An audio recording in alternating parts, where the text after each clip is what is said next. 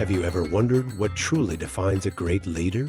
Is it the ability to conquer armies, to unite fractured societies, or to create a legacy that endures for centuries? Imagine yourself standing in the shadow of Viking longships on the horizon, sails raised, warriors armed, ready to descend upon your village with chaos and fire. This was the world Alfred the Great inherited. But how did this man, once destined for the quiet halls of a monastery, transform into one of the most celebrated kings in history? What secrets did he uncover, and what mysteries surround his life even today? Let's embark on a journey into the 9th century, where history blends with intrigue and Alfred's legacy continues to shape the modern world. The 9th century was a time of unrelenting chaos in England. Picture a fractured land, divided into small Anglo-Saxon kingdoms like Wessex, Mercia, and Northumbria. Each kingdom, a patchwork of power struggles and fragile alliances, faced a shared and ominous threat: the Vikings. These weren't just raiders. The Vikings were innovators of their time, masters of navigation, bold warriors, and astute strategists. Imagine the dread of villagers as sleek, serpent-headed longships emerged on the riverbanks. The very sight of these vessels struck fear into hearts, signaling the arrival of seasoned fighters who thrived on destruction and conquest. Yet, these Norse invaders weren't solely after gold or plunder. They sought dominion, fertile lands to settle, and to impose their rule over a divided England. It was amidst this turmoil that Alfred was born in 849 in Oxfordshire, the youngest son of Thelwulf, the King of Wessex. Being the youngest, Alfred wasn't expected to rule.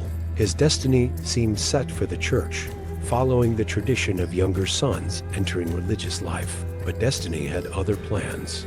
Wessex was teetering on the brink of collapse, and Alfred's rise would come not as a choice, but as a necessity. Alfred's childhood was a paradoxical mix of privilege and peril.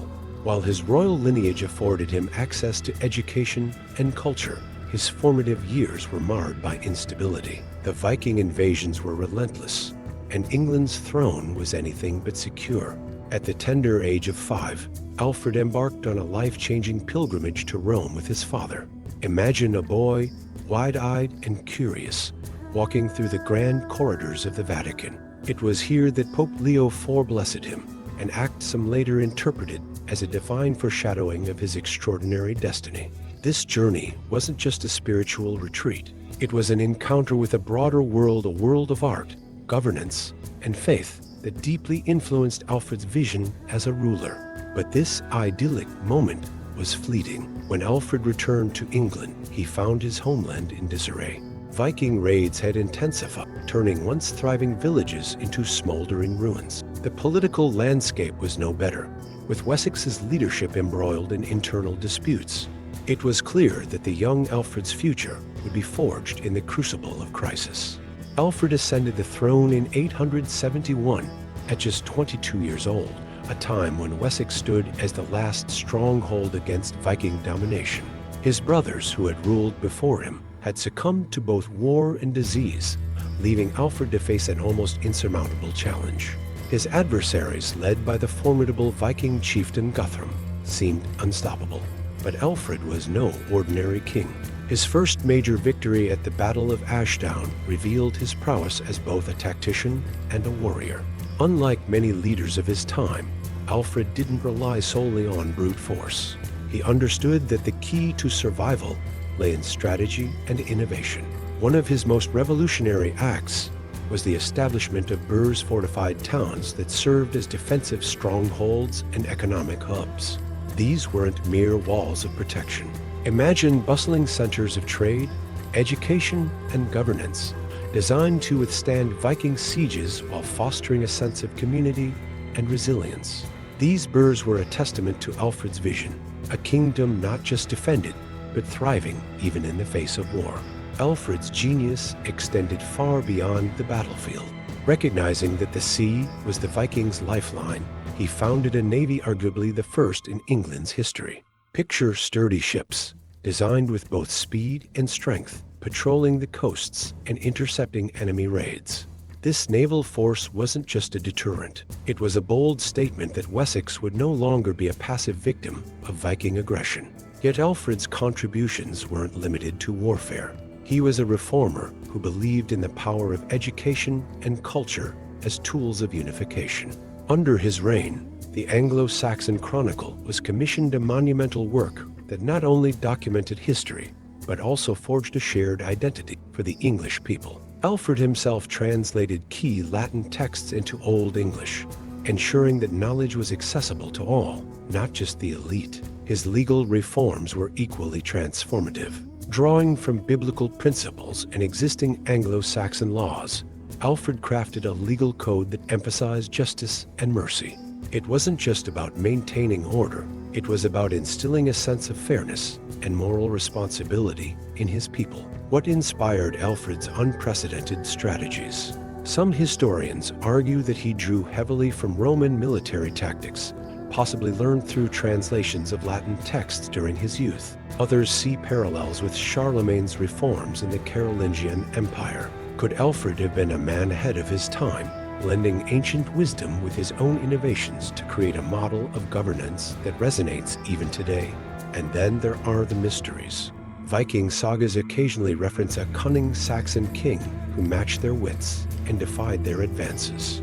Could these stories, shrouded in myth, be acknowledgments of Alfred's ingenuity? Imagine if Alfred's burhs were precursors to modern smart cities, self-sustaining hubs where defense, commerce, and culture coexist seamlessly. Or consider his naval strategies as early examples of integrated logistics, concepts that wouldn't be formalized until centuries later. Alfred wasn't just defending his kingdom. He was laying the groundwork for a resilient and adaptive society. Section 6. Alfred in popular culture and modern lessons. Alfred's legacy extends far beyond history books. From his portrayal in The Last Kingdom to his inclusion in video games like Assassin's Creed Valhalla, Alfred continues to captivate modern audiences. These depictions, while dramatized, capture the essence of a leader torn between faith and warfare, strategy and morality. In the corporate world, Alfred's story is often cited as a case study in leadership.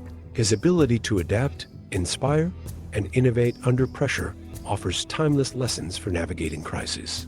How many modern CEOs could learn from Alfred's unwavering commitment to his people and his vision for a united future? Archaeology often serves as a bridge to the past, and recent excavations in southern England have shed new light on Alfred's reign.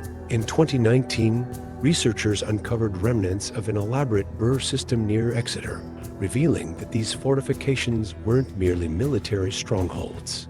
Detailed analysis of the site showed evidence of marketplaces, smithies, and even schools.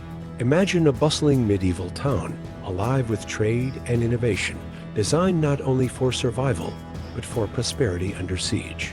Curiously, artifacts discovered, coins and tools stamped with intricate patterns, suggest collaboration with Scandinavian settlers.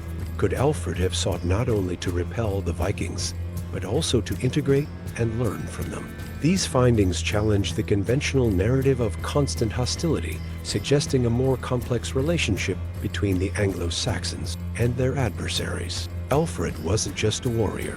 He was a philosopher king deeply influenced by theological and classical teachings.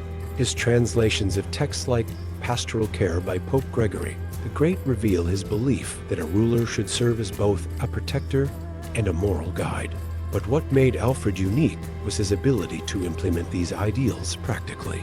For instance, his legal reforms emphasized fairness over brute enforcement. His code sought to balance divine law with societal needs, a concept centuries ahead of its time.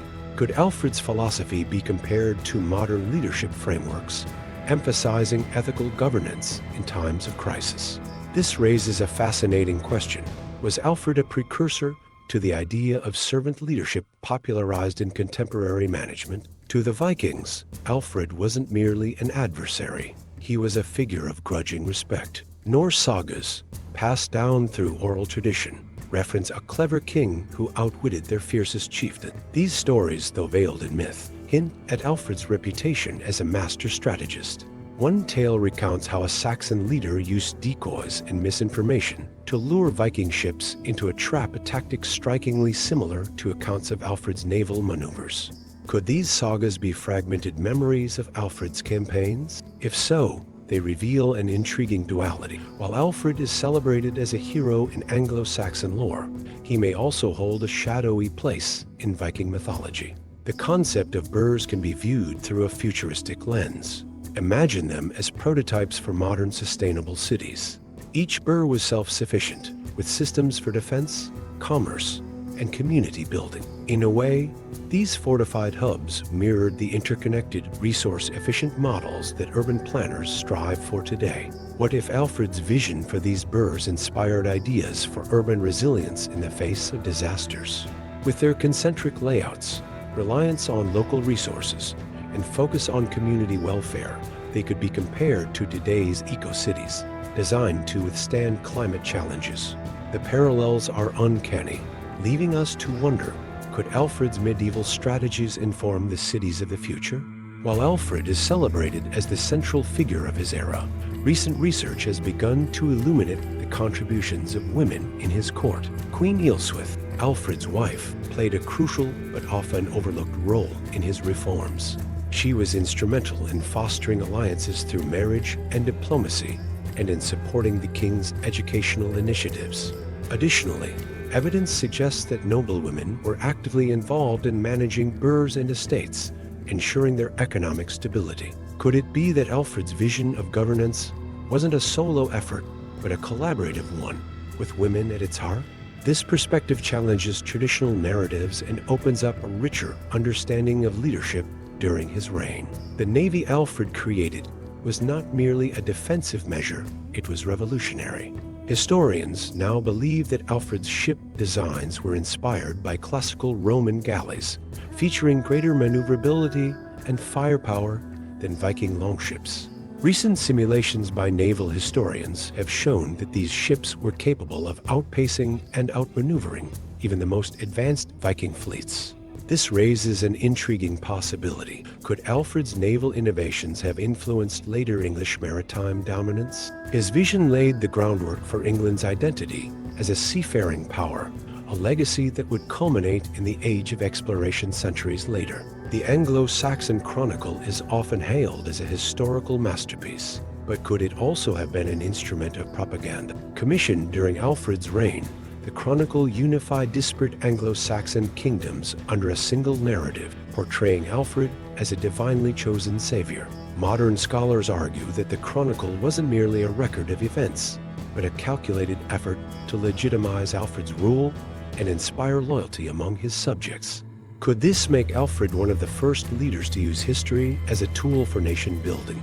If so, his legacy extends beyond governance into the realm of storytelling itself. Alfred's story is often told in isolation, but how does he compare to other legendary leaders? King Ashoka of India transformed his empire through a blend of military might and Buddhist principles. Similarly, Alfred combined warfare with cultural and educational reforms to unite his people. Exploring these parallels highlights a universal pattern. The most enduring leaders aren't merely conquerors. They are visionaries who leave their societies stronger than they found them. Could Alfred be considered part of a global lineage of transformative rulers whose lessons resonate across cultures and eras? What would Alfred's leadership look like in today's world? In an age defined by technology and globalization, his emphasis on education and adaptability feels strikingly relevant. Imagine Alfred as a CEO of a tech company, navigating disruptions with the same strategic brilliance he showed against the Vikings. Could his burhs be reimagined as data hubs or innovation centers, integrating community welfare with cutting-edge technology? By drawing these connections, Alfred's legacy becomes not just a relic of the past, but a blueprint for navigating the challenges of the future. Intriguingly, Alfred's story shares echoes with myths from other civilizations. For instance, the Norse god Odin is often depicted as a wise but battle-hardened figure, much like Alfred. Similarly, the Chinese strategist Zhuge Liang is remembered for his intellect and resourcefulness during times of war. These cross-cultural comparisons suggest a shared archetype of the wise leader, a figure who blends strategy, morality, and resilience. Could these parallels hint at universal truths about leadership transcending time and geography. One of Alfred's most enduring contributions was his commitment to preserving knowledge. By translating Latin texts into Old English, he democratized education in a way that was unprecedented for his time. In many ways, Alfred's efforts mirror the digital preservation of knowledge today. Just as he sought to make learning accessible to all, modern technologies aim to break barriers of literacy and access. Could Alfred be seen as a pioneer of open-source learning centuries before the internet? From the epic battles of the Last Kingdom to the immersive world of Assassin's Creed Valhalla, Alfred's story continues to captivate. But why does his legacy resonate so deeply with modern audiences? Perhaps it's his humanity, the balance between faith and strategy, humility and ambition, that makes him relatable even in a digital age. His portrayal in pop culture isn't just entertainment. It's a reminder of the timeless qualities that define true leadership. Could Alfred's story be reimagined for new mediums, inspiring the next generation to explore the intersection of history and innovation? As we look back on Alfred's life, one question lingers. What truly makes a leader great? Is it the ability to conquer, to create, or to endure? For Alfred, greatness lay in his ability to transform a kingdom on the brink of collapse into a beacon of resilience and hope. So, what lessons can we draw from Alfred the Great in our own lives?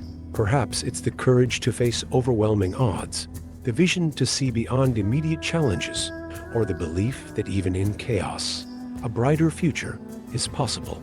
What do you think? Let's continue the conversation in the comments below.